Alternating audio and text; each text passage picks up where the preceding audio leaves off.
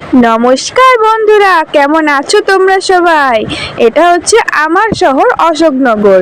আর আমার শহরটা যতই ছোট হোক না কেন, আমি কিন্তু আমার শহরকে অনেক বেশি ভালোবাসি। আর আজকে আমরা যাচ্ছিলাম এক জায়গায়, এটা কিন্তু অনেক দিন আগেকার ভিডিও। আর ট্রেনে দেখেছো তো কি পরিমাণ ভিড়। আর ওই যে কথায় আছে না, গাছে কাঁঠাল আর গোপে তেল, আমাদের বাংলা ইন্ডাস্ট্রির ব্যাপারটা কিন্তু ঠিক সেই রকমই। বাংলা বলো আর হিন্দি বলো, টাকা ছাড়া কোনো জায়গাতেই পাত্তা পাবে না তুমি। সো যাই হোক, আজকে যাচ্ছিলাম হচ্ছে আমি অডিশন দিতে।